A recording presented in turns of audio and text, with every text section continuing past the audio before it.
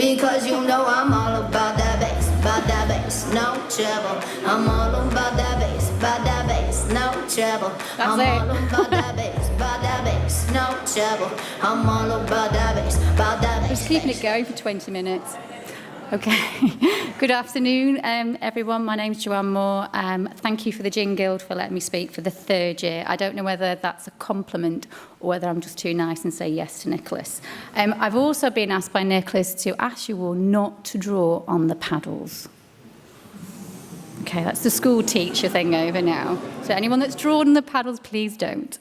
Okay, so the topic, I actually inherited this topic from a spirit supplier who unfortunately couldn't make it today because he's getting married. So I kindly took over this topic. So the question that was posed was, neutral spirit is supposed to be neutral. Oops, helpful to put that on. Neutral spirit is supposed to be neutral. So do different neutral products create different gins?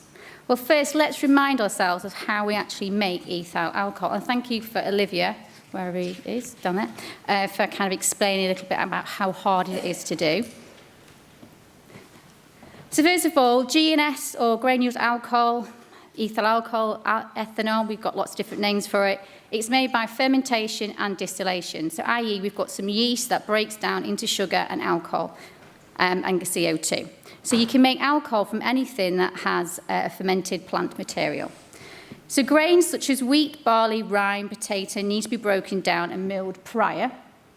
Then they go through a wet separation and the gluten is removed. So that always makes me smile when I hear people say, my gin's gluten-free. Okay, well, we all are. The wet mill then goes into fermenting tanks. And these fermenting tanks can typically be about 48 hours. Some can take 3 to 4 days. But typically, I'm talking about mostly for the grain process here, it takes about 48 hours. It then goes through a distillation process, and this is where the difficulty comes from the 95 up to 96. So it can go through, in some of the biggest scale commercial places, it can go from maybe 4 different columns. So the first column is your distillation column. It's going to take to about 70% alcohol. Then you've got a second column, which is a washing column. Then you've got a third column that's rectifying. And then you've got a fourth column, that's your methanol column. It's taking away that bit of methanol. So it actually gets a very, very neutral product. So analytically, it's very difficult to actually detect the difference between a wheat, a rye, a maize, and a barley spirits. Those subtle differences are noticed on a sensory level, and they'll be different from different production plants because they'll have their own IP on what yeast they use, what enzymes they use, how long they ferment for, how the different columns work. So that's a little bit on how we make spirit. And then Olivia also touched on, kind of set my presentation up quite nicely as well, thinking about how the basic building blocks for gin. So I've really simplified it here. We've got spirit, we've got botanicals, and we've got water. But we need to consider what is the role of the base spirit within our gins. And for me, there's 2 obvious kind of schools of thought here. The first one is that the base spirit, for me, or what I've always advocated is that the base spirit is that. It's a foundation to then, which is very neutral, that allows all the flavours of botanicals to shine through. But there's another school of thought that the base spirit actually also provides some character to the gin, and that character will come from the raw ingredient that the ethyl alcohol was made from. And in Annex 1, it reports to this. It said it can have organoleptic properties of that said raw material. The problem that I think I personally have with it, and that's why this is going to be a very interactive tasting session to see what everyone thinks, is that how far can that character go, and how far does that character go to the point where you're losing neutrality of the base, and that character then is going to overtake the rest of the botanicals, and we're going to lose sight of gin and juniper and all the other flavours. So I wanted to test these 2 schools of thought. So my kind spirit supplier provided me with the following base spirits. So I had an apple, and they're not in the order on your paddles, by the way. I've not made it that easy. I've mixed them up. So we've got an apple spirit, barley, potato, rye, and wheat. They've all been distilled to 96. And I have used the same gin recipe. So I've taken a very simple, I've taken a very simple gin recipe with just 3 botanicals. It's got juniper, coriander, and angelica. And I've made this same gin recipe So I've used the same grade of botanicals, I've used the same recipe, and I've just done it with these different bases. So we're going to try them in order, and I'm just going to let you try them quietly among yourselves for a couple of minutes. And then I'm going to ask you a few questions, and I need to count and then make a conclusion from that. So you want to just try them in order, and then I will come and ask some questions.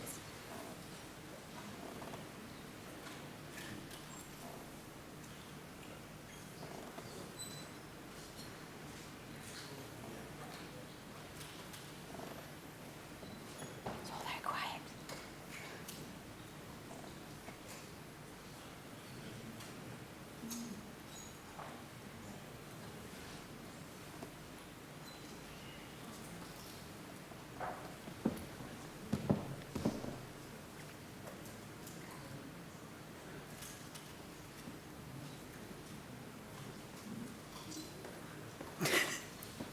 I'm guessing somebody might have got to a certain point in the palette when I'm seeing faces screw up.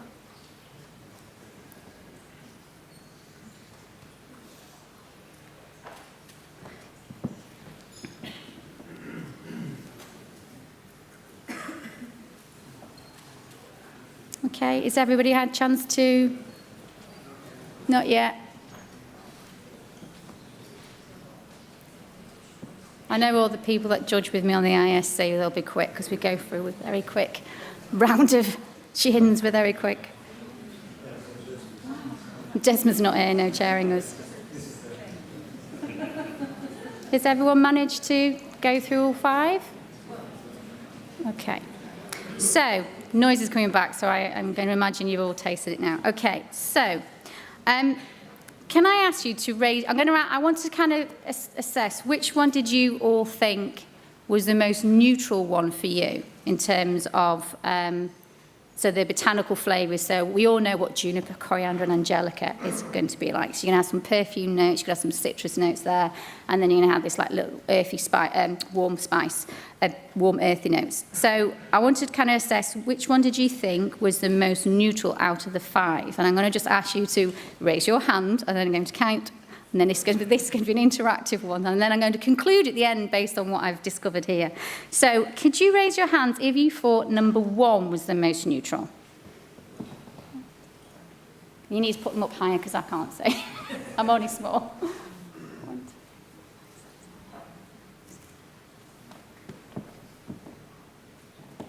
Okay. If you thought number 2 was the most neutral.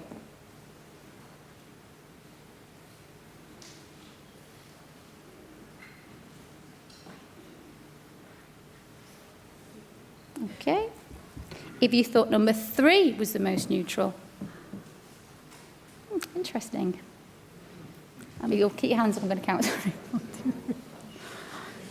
7, 8, 9, 10, 11, 12.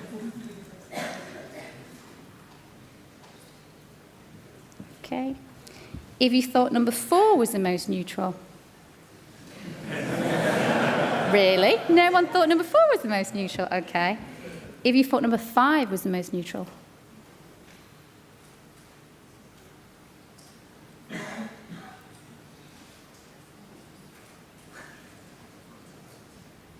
Okay, interesting.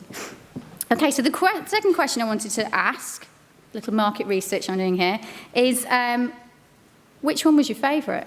Because there's a point where which one we perceive as the most neutral, but it might not necessarily be what's our favourite for our taste. So hands up if you preferred sample number 1.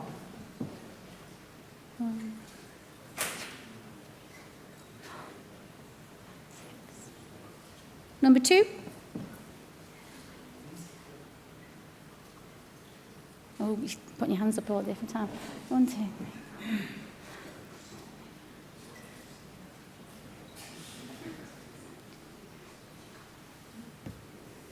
Okay, number 3.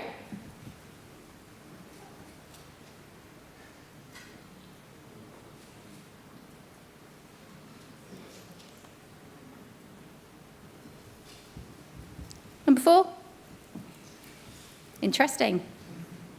3, 4, 5, 6, 7, 8, 9, 10. And number 5.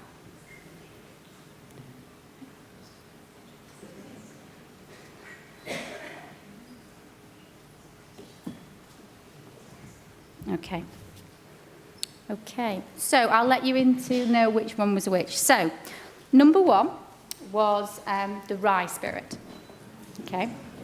So what did we think? For me, I thought that, so I'll tell you the order. So we've got number 1 was the rye, number 2 was barley, number 3 was wheat, number 4 was apple, and number 5 was potato. Okay. So you all actually thought the wheat was the most neutral. And then kind of, nobody thought the apple was most neutral, which is kind of what I imagine you'd say. And then kind of the potato, then it was potato, then it was barley, then potato, and then kind of rye. But the interesting thing was the apple wasn't the most neutral one, and the wheat came out as the most neutral one. I find that for me, the wheat and the rye and the barley, I found them quite neutral as a base, and I'm quite happy to use those if I want my base to be of a neutral character so that I can allow my botanicals to come through.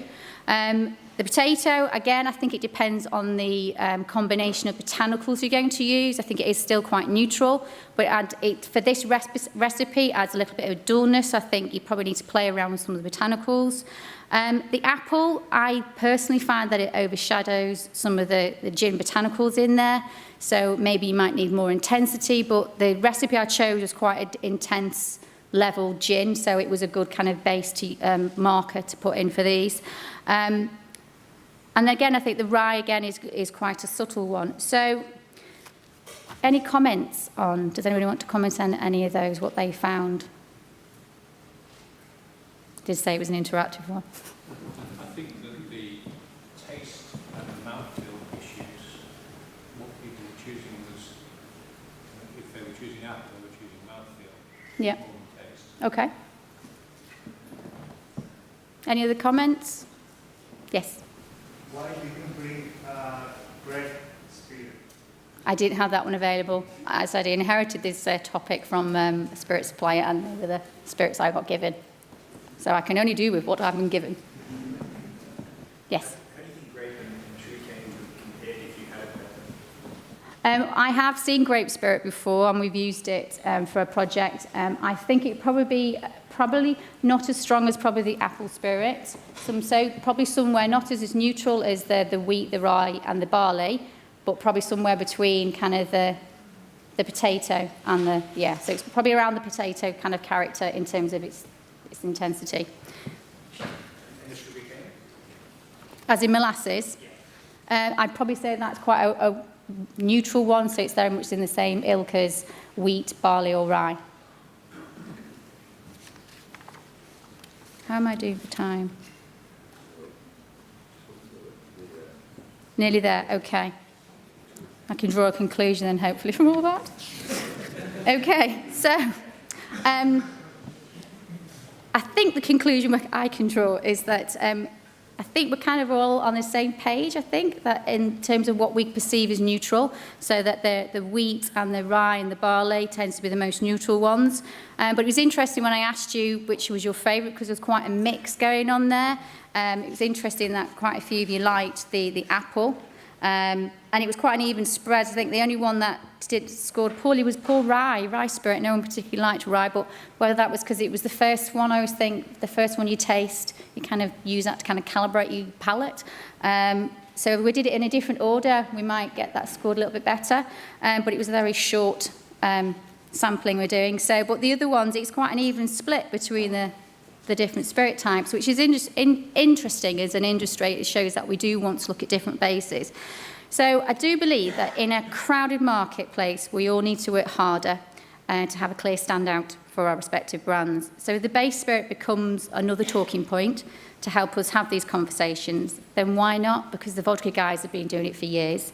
But like all aspects of the gin industry, we always should be mindful that we don't lose sight of the definition of gin. Patrick? He's not going to play it. Any questions? They were supposed to play the music then again, but no. Any questions? I'm done. Brilliant. Okay?